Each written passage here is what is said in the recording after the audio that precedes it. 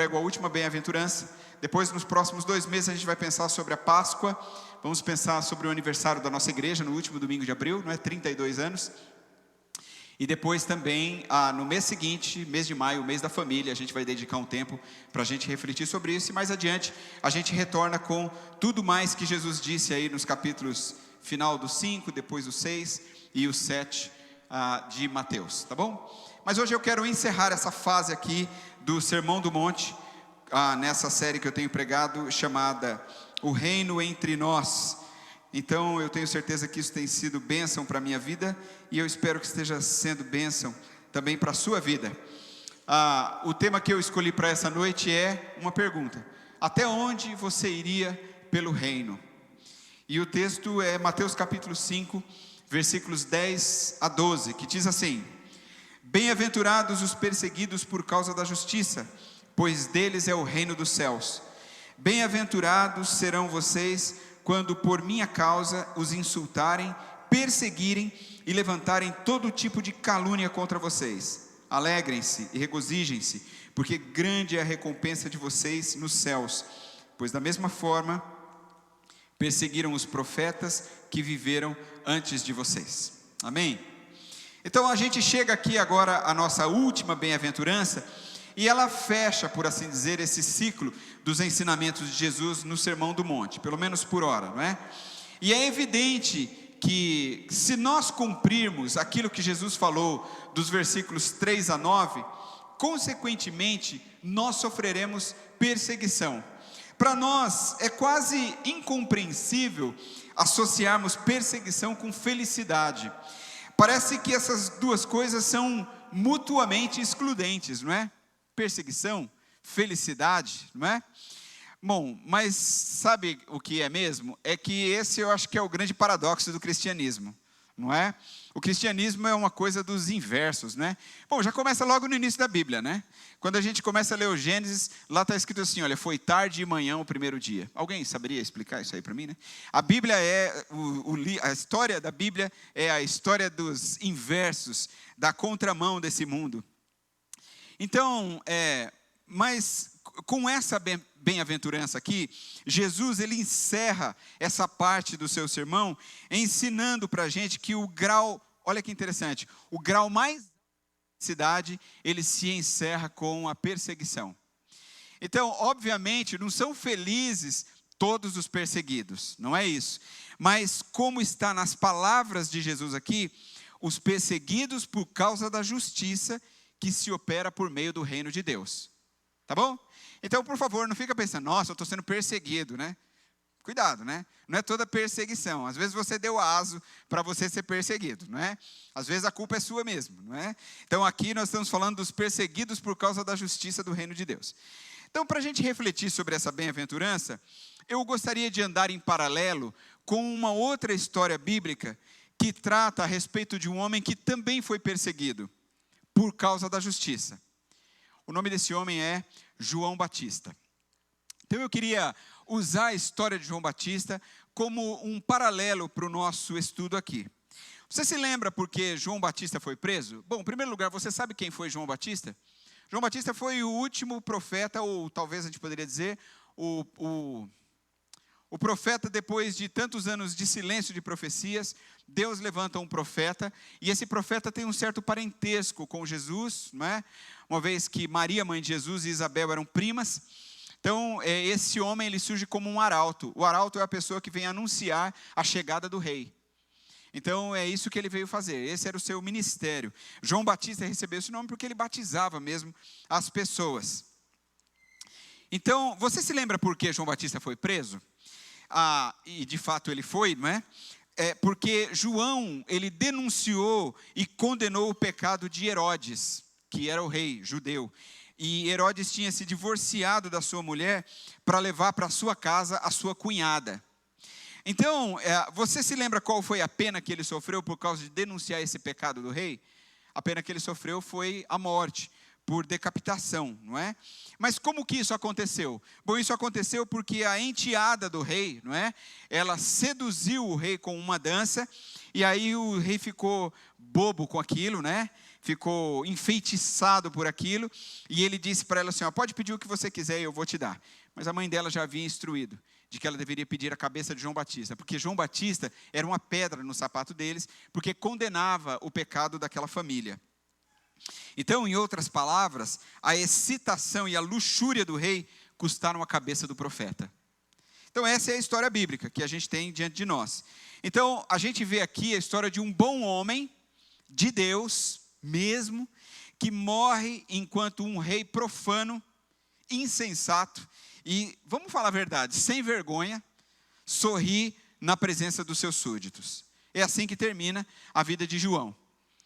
Então, a pergunta que a gente deveria fazer aqui agora é assim que Deus recompensa os seus escolhidos? É desse jeito que Deus honra os seus fiéis? É com um calabouço que ele honra os fiéis? E com uma cabeça decepada? É desse jeito que funciona servir a Jesus? Então, a pergunta é assim, olha, os justos, é assim mesmo que tem que ser? Os justos saem por baixo e os ímpios ficam por cima? É assim mesmo? Então, antes de morrer, João ele tinha enviado mensageiros para Jesus. Meio que Jesus, como eu disse, meio que seu parente, né? A gente pode chamar aqui, acho que não existe isso, mas meio que um primo de segundo grau. A gente gosta de falar isso, não sei se existe isso. Nunca fui para estudar sobre isso, né? Vocês devem saber aí.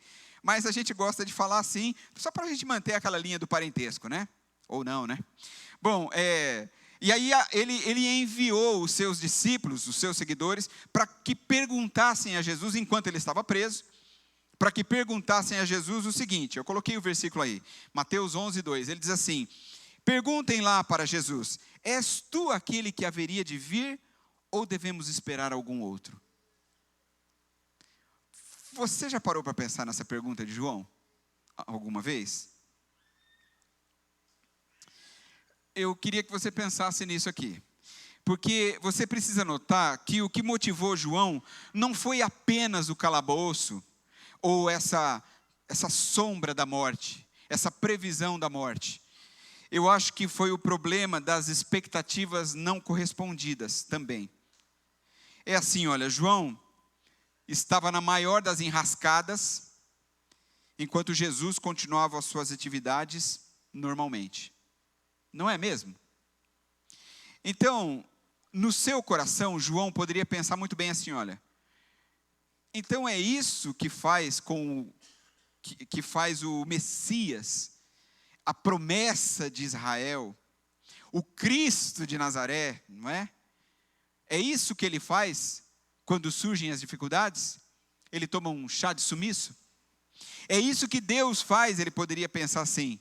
É isso que Deus faz quando os seus seguidores estão presos? Por que é mesmo que eu estou nessa cadeia?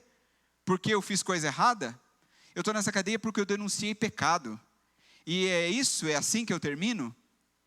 Essa não seria uma indagação, do ponto de vista humano, justa? Você não teria uma indagação assim? Talvez eu tivesse também. Quando a gente olha o sofrimento dos crentes nos campos missionários, a gente poderia contar tantas histórias que nós já ouvimos a respeito de missionários que literalmente entregaram a sua vida, o seu sangue, pela causa de Deus, que viram seus parentes morrer por não negarem a fé em Jesus, que perderam os seus líderes, os seus pastores nas suas igrejas, porque eles continuaram firmes no Senhor e foram mortos por causa disso. Quando a gente olha tudo isso, quando a gente vê os missionários que atuam naquilo que a gente chama de janela 1040, que é onde estão a maioria dos povos não alcançados, onde o evangelho não é permitido ser pregado publicamente, cristãos são perseguidos, são capturados, são torturados e até são mortos. O que nós perguntamos? Nós perguntamos assim, Deus não está vendo? Será que Deus não vai intervir nessa situação? Bom, quando a gente vê, por outro lado, políticos e milionários se safando de acusações terríveis, através das suas manobras políticas, através dos seus bons advogados contratados, e através de subornos altíssimos que fazem para tantas pessoas que estão perseguindo, que estão os perseguindo. Então é aquela hora que a gente se revolta e a gente diz assim, Onde é que está aquele Deus que diz, como lá nos Salmos, aquele Deus que diz ser o sol da justiça? Bom, a gente está vivendo num país de extrema injustiça, não é? Absurdamente injusto, pelo menos do meu ponto de vista, na minha visão, a gente está vivendo absurdos. E aí a gente poderia olhar e dizer o seguinte: o que é isso? Será que Deus está mesmo interessado no nosso sofrimento? Será que Deus está ouvindo a oração e o clamor do seu povo, quando é para que haja equidade? Não por brigas políticas, mas por equidade?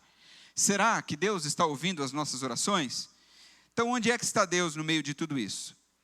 Então, quando as dificuldades da vida sobrevêm, a gente começa a orar dizendo assim, mais ou menos assim: se Deus é tão bom, por que eu estou sofrendo tanto assim? O que é que eu fiz para merecer isso? Não é? Por que que os justos são tão perseguidos? Esses são os nossos questionamentos. Bom, no início da minha juventude, ontem nós tivemos aqui o encontro de pais, eu estava contando um pouco a respeito disso. No início da minha juventude, lá pelos 20 anos mais ou menos, talvez um pouco menos, 18, entre essa fase 16, 18, 20 anos, esse tempo aqui, eu cheguei a desacreditar que Deus se importava com alguma coisa. Eu nunca desacreditei que Deus existisse. Eu só comecei a achar, e eu nasci no lar cristão, sempre na igreja, mas na minha cabeça eu pensava assim: Deus não está nem aí. Eu acho que Deus está deixando o barco navegar e a coisa acontecer. Deus não está preocupado com o sofrimento da humanidade. Cada um fez o que fez, cada um colhe o seu problema. Então, cada um tem que se acertar a sua vida e tentar caminhar um pouco melhor como puder. Mas eu não acho muito que Deus está muito preocupado com os problemas que estão acontecendo no mundo. E aí, houveram momentos que até desconfiava se Deus estava mesmo olhando o que estava acontecendo, apesar dele ser onipresente, não é? E eu me lembro que no meio dessa minha neura toda, dessa fase, eu comecei a ler algumas coisas, pensar alguma coisa, conversar com algumas pessoas sobre isso, na minha fase mais rebelde, né? E aí, além da Bíblia, eu conheci um livro escrito pelo Philip Yancey, que eu acredito que vários aqui já devem ter lido, chamado Decepcionado com Deus, porque é exatamente o que eu me sentia. E esse livro me ajudou bastante nessa fase. E nesse livro, o escritor, o Yancey, ele cita uma carta, dentre tantas coisas que ele cita, tantos exemplos, histórias, ele cita uma carta escrita por uma mãe que perdeu um casal de filhos, por conta de uma doença muito grave, uma doença pulmonar, que acometeu aos 2 filhos. E aí, na morte da filha, que já tinha 23 anos, ou ainda tinha 23 anos, essa mãe relata o sofrimento, está escrito no livro, e está assim lá. Ela dizia: eu estava sentada ao lado de sua cama, pouco antes de ela morrer, quando de repente começou a gritar. Eu nunca esquecerei aqueles gritos agudos e pungentes. Foi nesse contexto de seres humanos se consumindo que Deus, que poderia ter ajudado, olhou para uma jovem consagrada, pronta a morrer por ele e para a sua glória, e decidiu nada fazer e deixar que a sua morte aumentasse o número da horrenda estatística das mortes causadas por fibrose cística. Não é uma escrita terrível? Você que é mãe aqui, que tem filhos, imagina o seu filho morrendo ao seu lado, gritando de dores. E ainda assim, confessando Jesus como o Senhor e o Salvador da sua vida, o seu Redentor e o seu Protetor, o Deus que faz justiça. Então, eu queria que você, nesse momento, não se preocupasse, porque talvez essa é a preocupação que chega para nós agora, não se preocupasse em pensar aquilo que eu tenho certeza que muitos de vocês estão pensando agora, e eu vou colocar aí na tela para você. Deus sabe que você vai questionar os acontecimentos da vida. Deus sabe. Deus sabe do nosso questionamento. E Deus não nos pune, como na verdade mereceríamos, pelos nossos questionamentos. Por uma razão muito simples. Em primeiro lugar, porque Ele é Deus, cheio de graça e misericórdia. Em segundo lugar, porque Ele sabe da nossa finitude, a nossa incapacidade de compreender tudo. Então, Ele não vai brigar com você, porque você está questionando. A Bíblia não é um livro de autoajuda. A Bíblia não é um livro escrito por pensadores, por filósofos, por psicanalistas. Não é. Essa nunca foi a proposta da palavra de Deus. Aliás, essa é uma das razões porque muitas pessoas saem de muitas igrejas que estão pregando mensagens de autoajuda. Muito pouco de Bíblia e muito mais de si mesmo. E aí a grande maioria das pessoas com quem converso, elas dizem para mim, a minha questão não era a música da igreja, a minha questão não era porque o prédio era bonito, a minha questão não é porque tinha problema com as pessoas, não era nada disso, isso aí estava tudo bem. Esse não era o problema é que faltava a palavra de Deus. Então a Bíblia não é um livro escrito dessa maneira, por esse tipo de gente. A Bíblia é um livro ditado pelo Deus eterno. E Deus sabe que todo discípulo dele, de uma forma ou de outra, está preso numa coisa que a gente poderia chamar aqui de prisão da dúvida. Então é mais ou menos assim, você vai numa loja de brinquedos com seu filho de 3 anos, e aí ele quer porque quer aquela bicicleta, não é? Você faz a besteira de soltar ele, né, na loja, aí enlouquece, né? Ele quer tudo, né? E aí ele quer aquela bicicleta. E aí, mais ou menos assim, você explica para ele que ele é muito pequeno, que ele não vai conseguir pedalar aquele modelo, né? Que está todo adesivado ali, né? Com as fotinhas da Barbie ou das meninas superpoderosas, sei lá. Se for um menino, né? Dos Vingadores, né? Então ele vai ficar doido por aquilo ali. E aí ele olha para aquela bicicleta e a bicicleta não tem nem aquelas rodinhas no pneu de trás para poder apoiá-lo no chão. Mas aí ele faz aquele escândalo na loja, né? Que você até passa vergonha. E aí você arrasta o seu filho para o outro lado da loja, para aquele lado dos brinquedos que são próprios para a sua idade, e aponta para ele todo aquele montão de brinquedos que tem lá, olha, escolhe algum daqui, olha, porque aqui todos dá para você. Aí você escolhe um, né, que você acha bem legal, fala, olha esse daqui, filho, pensa nessa cena. Aí ele, aos prantos, ele pega aquele brinquedo e joga no chão com tudo. Aí ele joga o brinquedo no chão com tudo, e aí cheio de raiva de você, pai, mãe, ele fala assim, eu não quero esse brinquedo. Eu quero, sabe o que eu quero mesmo? Eu quero um pai novo. Já pensou uma cena como essa? Eu não sei como você vê isso, mas é como se o filho estivesse dizendo assim, você, não é o que ele está dizendo, mas é mais ou menos como se ele estivesse dizendo assim, olha, você é mesmo apto para a missão de ser pai? Cara, você nem entendeu, eu não quero isso aqui, é aquele ali que eu quero. Será que você não está entendendo? Não é interessante isso? Essa é a pergunta de João Batista. És tu aquele que haveria de vir ou devemos esperar algum outro? Essa é a meninice da nossa mente. Eu não posso acreditar que Deus silencia quando um missionário é perseguido, quando um crente deixa de ser promovido no seu trabalho por causa de suas convicções, quando uma mãe recebe em troca do amor que entrega ao seu filho, recebe de volta a rebeldia. Quando, por exemplo, uma esposa é ferida por seu marido que está insensível. Quando, por fazermos a vontade de Deus, a gente é ridicularizado no meio da sociedade contemporânea. Enfim, quando as perseguições não cessam. Eu não acredito que Deus não está vendo tudo isso e que Deus silencia. Eu creio que Deus está trabalhando de alguma maneira. E se você já provou, se você está provando do silêncio de Deus, eu creio que a gente pode aprender através dessa bem-aventurança, que fala da perseguição, e também através da vida de João Batista, que foi um homem muito perseguido, e eu coloquei para vocês aí, o problema não é o silêncio de Deus, mas a falta de habilidade humana para ouvi-lo. Eu creio que aí é que está o nosso problema. Deus não está em silêncio. E se Deus estiver em silêncio, é para o nosso bem, porque talvez não seja a hora dele falar. Não significa que ele não está agindo, porque o seu silêncio também é a sua forma de agir. Talvez a gente não está tendo habilidade para ouvir aquilo que o Senhor está falando conosco, ou o que Ele deseja falar conosco. Então agora eu queria falar com vocês algo que eu chamei aqui de continuadores históricos dos profetas e imitadores dos apóstolos de Cristo. Então, de acordo com o ensinamento de Jesus, a pessoa que acolhe as bem-aventuranças para a sua vida, lutando pelo bem, pela justiça, porque é isso que está escrito lá, certamente será perseguido. Fatalmente será perseguido.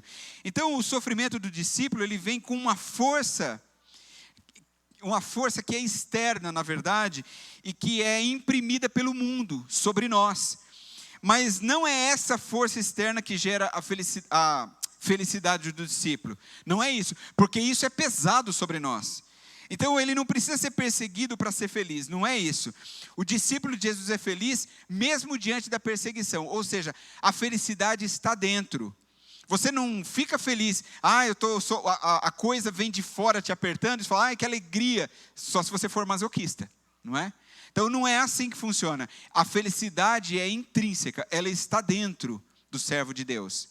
Então aquilo que vem nos comprimir, né, vem nos apertar do mundo, a gente sofre, e a gente chora, e a gente padece. Mas a felicidade está dentro. O discípulo de Jesus, aquele que é autêntico mesmo, ele tem satisfação em ser identificado como um seguidor do seu mestre, não é assim? Então você tem prazer de dizer, eu sou de Jesus, eu sou discípulo de Jesus. É assim que deve ser. E aí o apóstolo Pedro fala alguma coisa bem interessante sobre isso. Ele diz assim, lá na sua primeira carta, no capítulo 4, no versículo 13.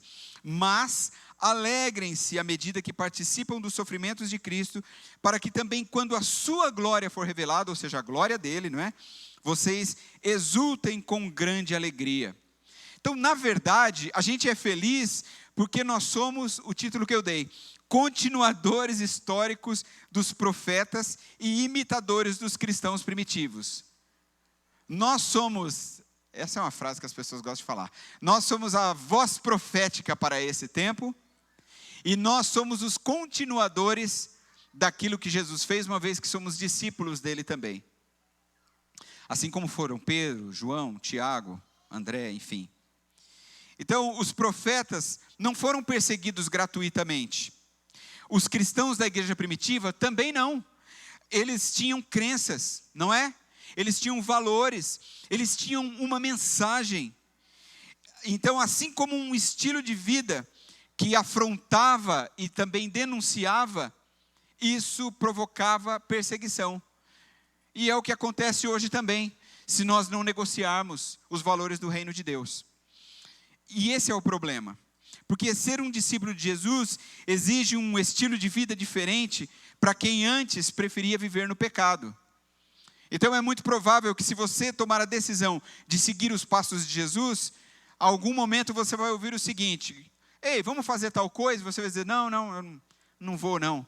E a pessoa, por que, cara? Você sempre esteve com a gente nisso? Não, eu não quero mais isso para mim. Mas o que está pegando? O que foi? E aí você vai dizer, eu mudei a minha vida, eu entreguei minha vida a Jesus, e eu entendo que não agrada o coração de Deus. Você só pode estar de brincadeira, né? Eu falei, então, mas é isso mesmo, eu não estou brincando não.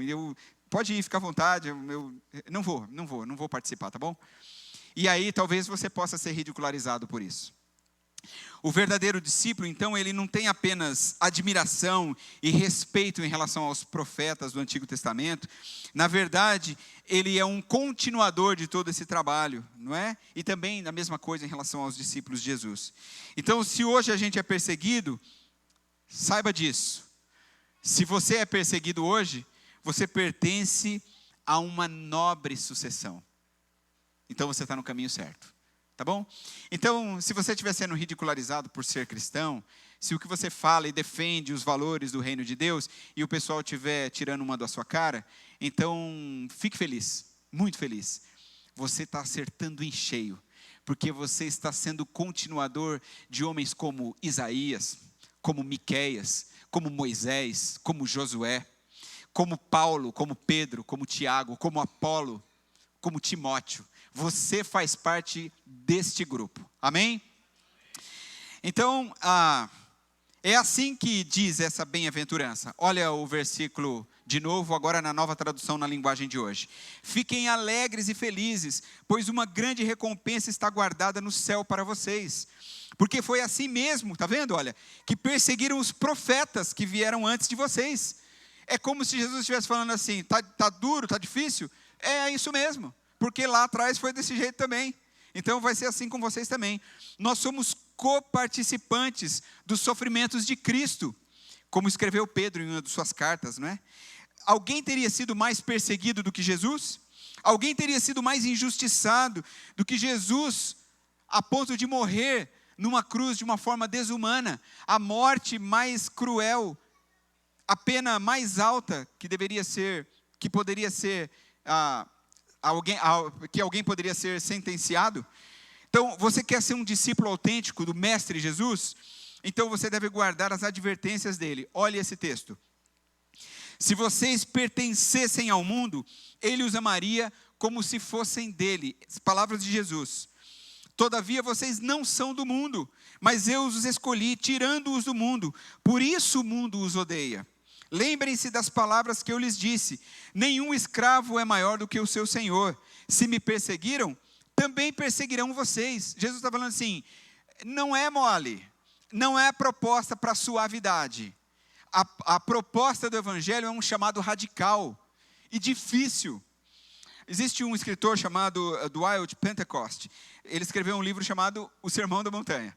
E ele trata essa bem-aventurança, especificamente essa bem-aventurança, de um jeito bem interessante. Olha que bacana o que ele diz. Se quisermos escapar à perseguição do mundo e evitar a sua animosidade, é muito simples. Ele está dizendo o seguinte, você não quer ser perseguido? Eu vou dar a receita para você, é só seguir isso aqui que é batata. Você não vai ser perseguido, a sua vida de crente vai ser bem suave. Ele diz assim, aprovemos seus padrões, os padrões do mundo, sua justiça, aceitemos sua ética, vivamos como vivem os filhos do mundo e não seremos perseguidos.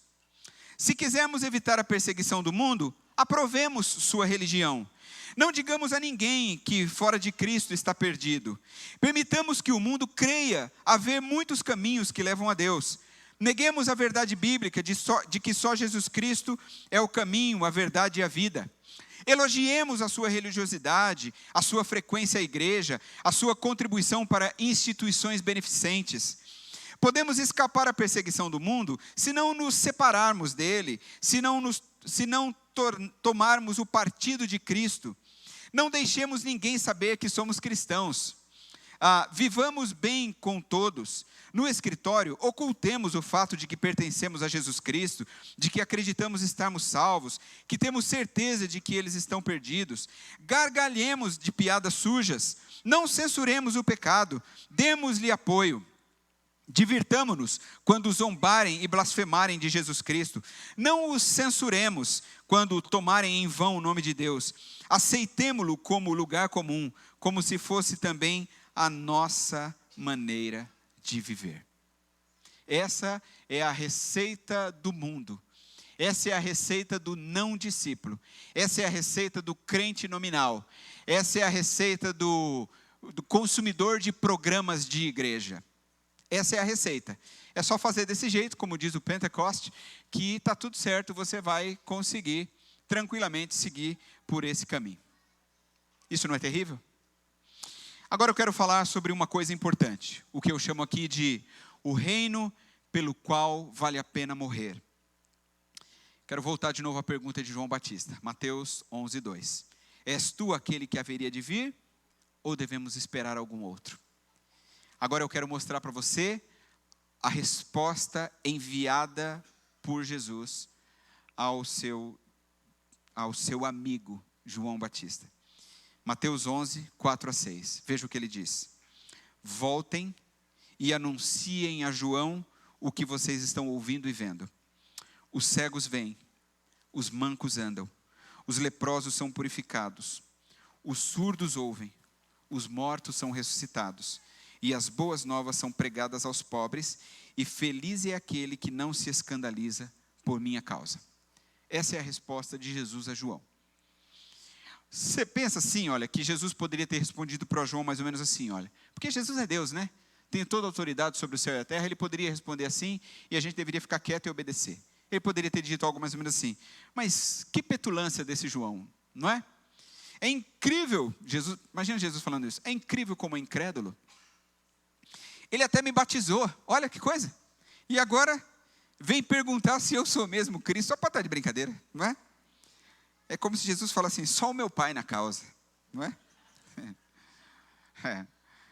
Eu acho que a primeira lição que a gente precisa aprender aqui sobre o silêncio de Deus, e eu coloco para você pensar aí, olha. Deus nunca rejeita as queixas formuladas por um questionador sincero. Deus nunca rejeita as queixas formuladas por um questionador sincero. Eu poderia citar aqui para vocês vários da Bíblia, como Abraão, que fez aquela oração que eu chamo a oração mais louca da Bíblia. Se tiver 100 lá, o Senhor não vai destruir a cidade. Se tiver 50, não fica irritado comigo não, mas se tiver uns 20, assim, já que já estamos nessa vibe, Deus. A gente não podia falar de 10, não é? A gente poderia falar, por exemplo, sobre a oração de Jonas. Eu tinha certeza que o Senhor não ia destruir esse povo aqui. O Senhor é bom demais para fazer isso. Eu é que sou idiota de cair nessa conversa e vir aqui. A gente poderia olhar também para as orações de Jó, não é? A gente poderia olhar para Miqueias, esse é tremendo, não é? João Batista também. As palavras de Pedro, de Tomé, se eu não tocar na ferida, vocês estão falando aí, que ele ressuscitou, tudo bem, mas se eu não colocar a mão, eu não vou acreditar. Pode falar o que vocês quiserem. Não é verdade? Mas Jesus não livrou João Batista da prisão, apesar de tudo isso. A pergunta é, ele poderia fazer isso? Bom, é claro que Jesus poderia fazer isso, é evidente que sim, mas ele não fez. Ele só mandou uma mensagem. E qual é a mensagem? É como se ele dissesse assim, olha, digam a João que tudo está andando como planejado. O reino está sendo empossado. O reino de Deus. Ele está se manifestando para que todos entendam que que ele é o reino em nós, que é o reino entre nós. Tudo está seguindo conforme o plano. Você acha que Jesus não sofreu com a morte de João? Talvez ele tenha até chorado a respeito disso. E qual é o reino que Jesus está, a qual reino que Jesus está se referindo? É um reino singular, único. É um reino que é impossível de ser imitado, é um reino invisível. E eu acho que esse reino tem 3 características peculiares, eu vou dizer para você. A primeira delas é um reino onde os rejeitados são aceitos. Porque na mensagem enviada de Jesus a João, ele diz, os cegos vêm, os mancos andam, os leprosos são purificados e os surdos ouvem. Ninguém nunca foi mais discriminado do que esse tipo de gente, não é verdade? A lógica ia dizer que essas pessoas são inúteis, mas o amor não permite que eles sejam jogados fora. Hoje não é diferente. No meio de uma sociedade tão materialista como a gente vive, tão individualista, as pessoas se tornaram menos importantes que as coisas, não é? Mas lá no Salmo 139, versículo 13, Davi escreveu assim, tu criaste o íntimo do meu ser e me teceste no ventre da minha mãe. Sabe o que é isso aqui? Essas palavras estão dizendo que nós fomos formados cuidadosamente por Deus. Alguém pode ter sido gerado numa gravidez indesejada. Uma pessoa pode ter sido gerada e tem vivido uma vida dificílima. Mas foi Deus quem formou. E Deus se importa com cada uma dessas pessoas. Lá em Efésios 2:10, Paulo diz assim, porque somos criação de Deus, realizada em Cristo Jesus para fazermos boas obras, as quais Deus preparou de antemão para que nós as praticássemos. Isso aqui é demais.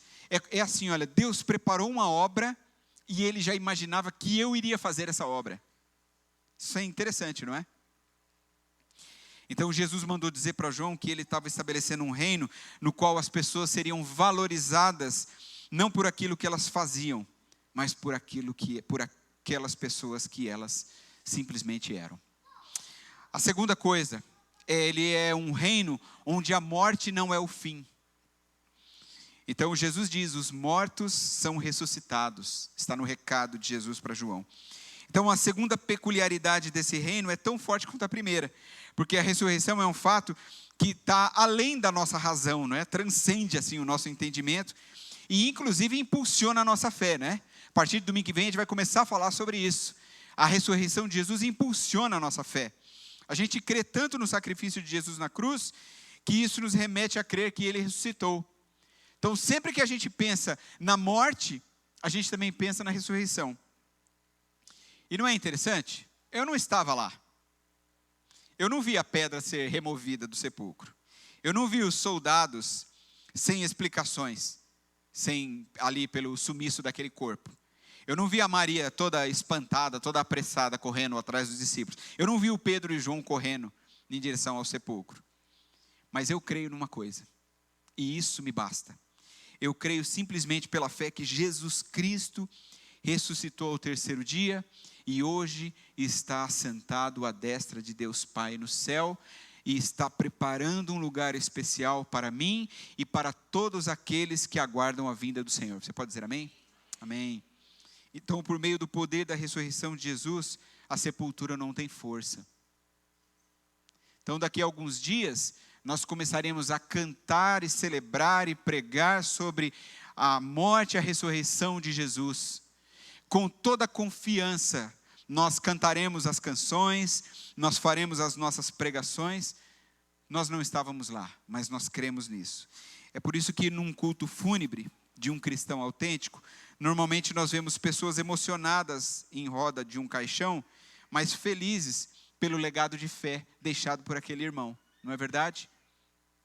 Ontem nós perdemos um dos nossos irmãos aqui em nossa igreja e nós estávamos ali no culto fúnebre e nós estávamos confiantes no Senhor de que aquele irmão serviu a obra de Deus e pela fé no Senhor, agora ele está na presença do Pai. Então, quando o grande evangelista Moody, ele sentiu que ele não passaria vivo de uma noite, ele disse assim, olha que bonito. Algum dia, vocês vão ler nos jornais que Moody morreu. Ele dizendo, não acreditem numa só palavra disso. Naquele momento estarei mais vivo do que agora. Eu nasci segundo a carne, em 1837, e nasci pelo Espírito em 1855. O que é nascido da carne pode morrer, e o que é nascido do Espírito viverá para sempre. Amém? Jesus venceu a morte para que nós tivéssemos vida abundante. E quanto de vida abundante? Bom, um tanto que a gente não consegue nem imaginar, porque Ele nos concedeu vida eterna. Então vale a pena viver como vale a pena morrer por um reino assim. Jesus é a nossa esperança, havia uma frase assim, né, nas missões, Jesus é a nossa esperança na vida e na morte. Amém? Em terceiro lugar, um reino onde todos são iguais. Olha o que é que diz o versículo, as palavras de Jesus a João. As boas novas são pregadas aos pobres. Sabe qual é a palavra aqui? A palavra é graça.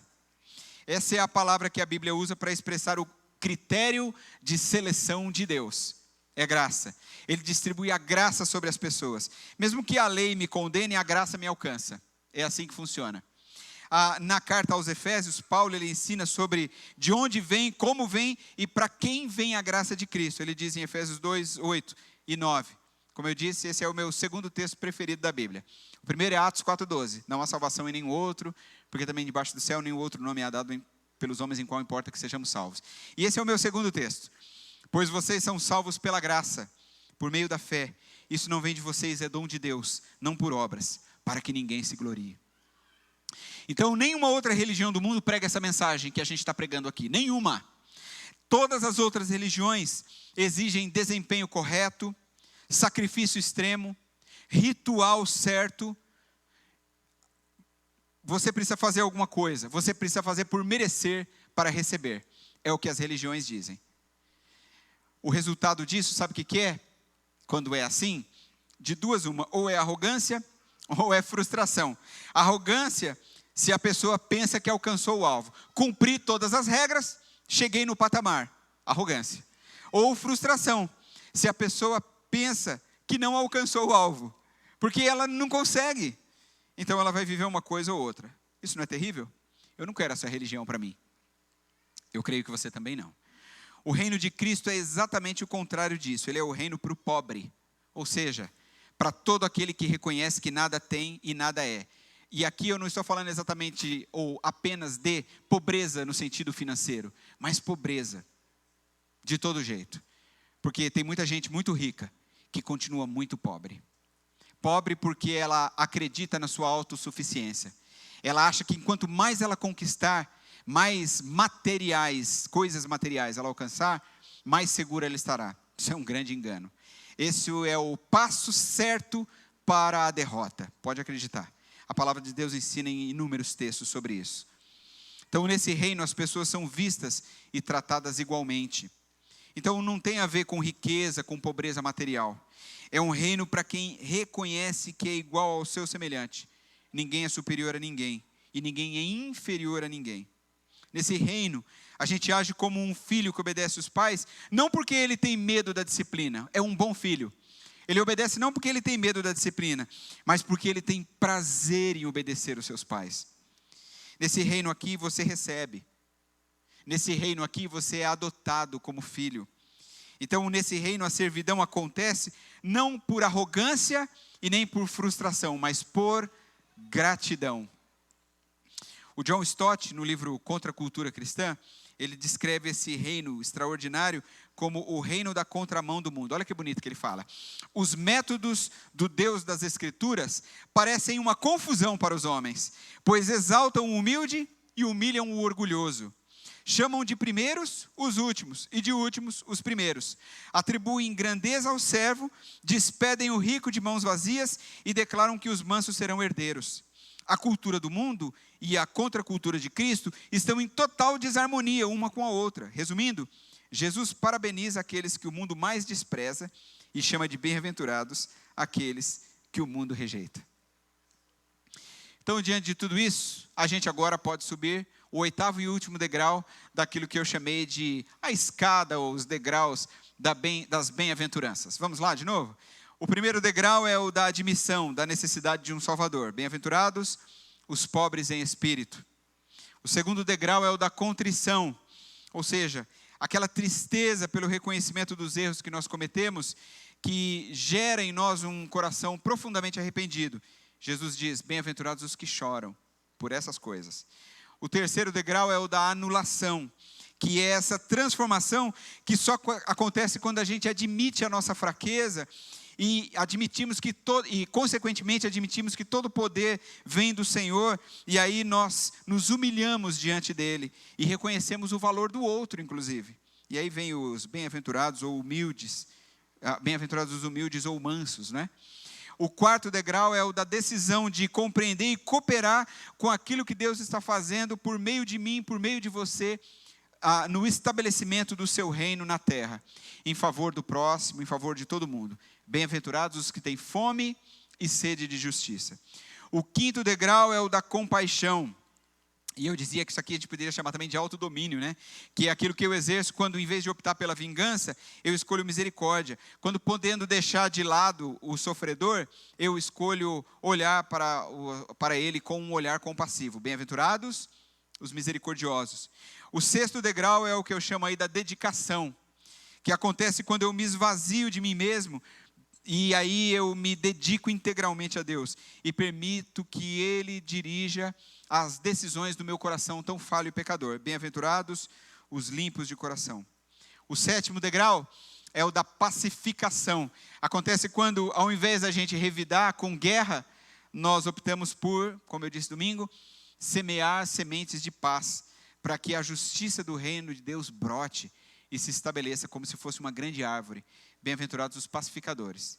E agora vamos subir o último degrau, que é o degrau da provação, que acontece quando nós somos perseguidos e desafiados a persistir até o fim. Bem-aventurados os perseguidos por causa da justiça. Eu quero concluir dizendo o seguinte: Jesus, ele não estava em silêncio quando João morreu. Ele não estava em silêncio naquele momento, assim como ele não está em silêncio hoje, na minha vida e nem na sua vida. Na verdade, talvez agora a gente possa estar como João Batista naquele momento, ouvindo a resposta errada. João estava preocupado com os seus problemas terrenos, enquanto Jesus estava resolvendo questões eternas. Você deve se lembrar disso da próxima vez que você ouvir o silêncio de Deus. Se você pediu um companheiro, uma companheira para a sua vida e você ainda está sozinho, um casamento, eu estou querendo dizer, você deve se lembrar disso. Se você pediu um filho para Deus, mas esse filho ainda não veio, você deve se lembrar disso. Se você está pedindo cura por algum tipo de sofrimento e o sofrimento ainda não cessou, você também precisa se lembrar disso. Se você está sendo perseguido porque você está professando a sua fé em Jesus, nesse mundo tão corrompido, você precisa se lembrar disso. Não pensa que Deus não está te ouvindo, nunca pense nisso. Ele está te ouvindo. E Ele responde os pedidos que muitas vezes nem sequer nós fizemos. A gente lê nas palavras de Paulo que Deus faz muito mais do que aquilo que nós pedimos ou pensamos, de acordo com o seu poder que habita em nós. Talvez a nossa oração deva ser como a de Teresa de Ávila. Olha que bacana que ela disse. Ela orou assim, eu achei demais essa oração. Não me castigue concedendo o que eu desejo ou peço. Já pensou em orar desse jeito? Não me castigue concedendo o que eu desejo ou peço.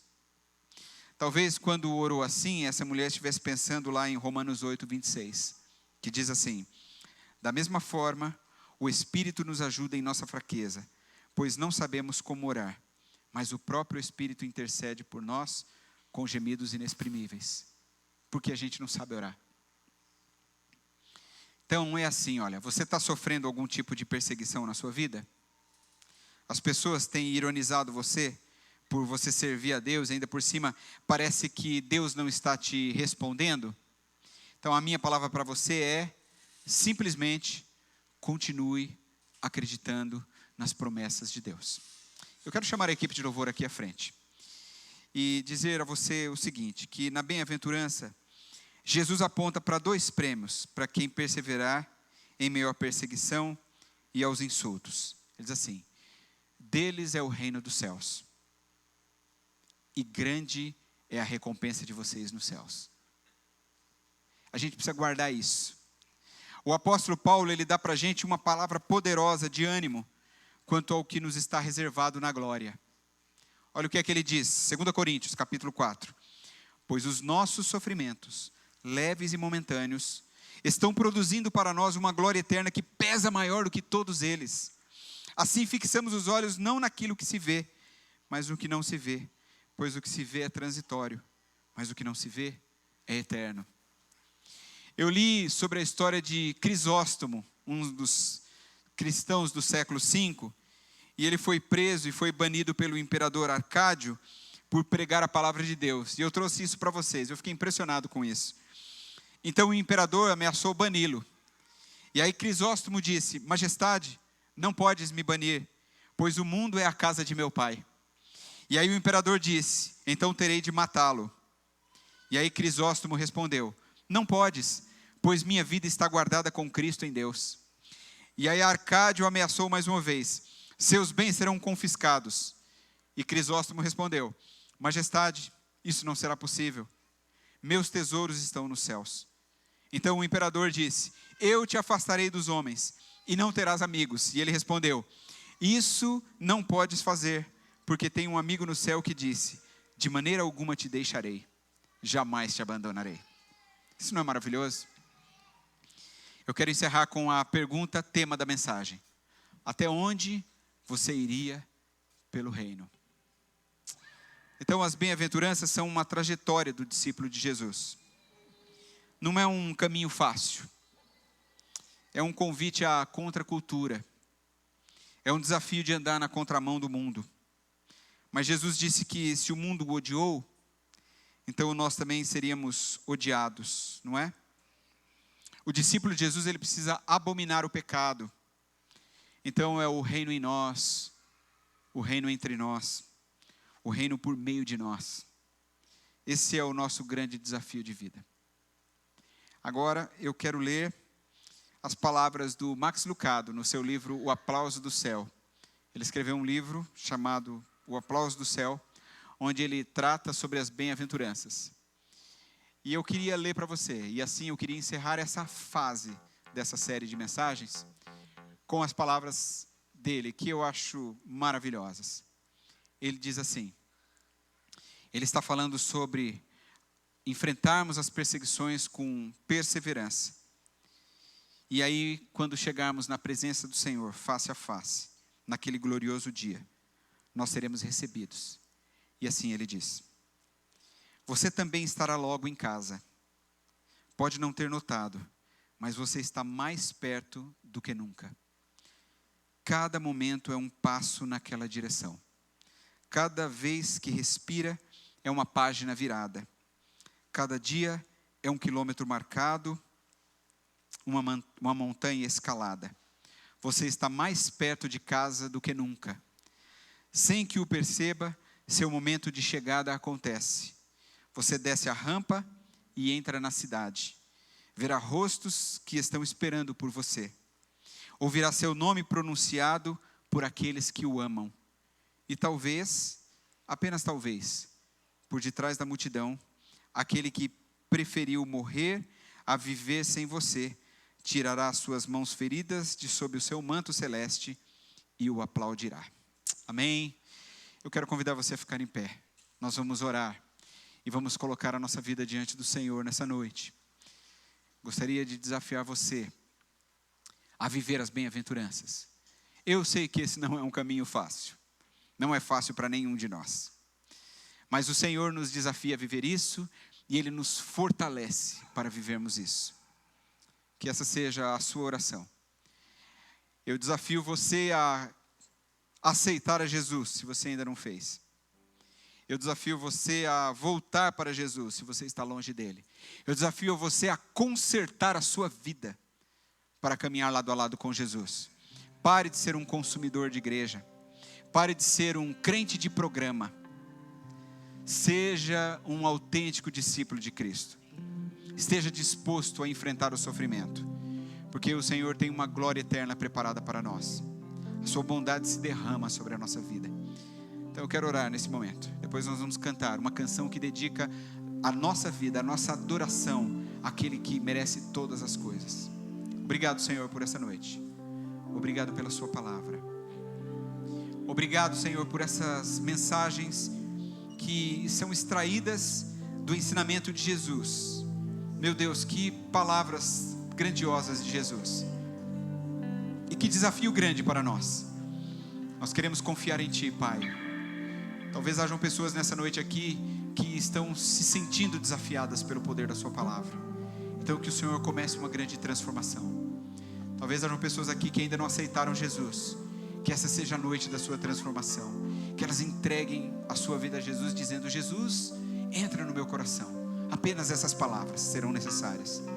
Ó Pai, nos abençoa, nos fortalece, nos dá ânimo e forças para enfrentar a perseguição que pode vir sobre nós. Que nós possamos estar felizes em meio à perseguição. Não porque gostamos de sofrer, mas porque sabemos que o Senhor está conosco, em meio aos ruídos, como pensei durante essa semana. Ó Deus, nos abençoa. Trabalhe em nós e através de nós. Que o reino de Deus esteja em nós e através de nós, e em nós, e entre nós. Obrigado, Deus, pela sua palavra. Ela nos exorta na mesma maneira em que ela nos conforta. Então trabalhe em nós, Pai, em nome de Jesus. Amém.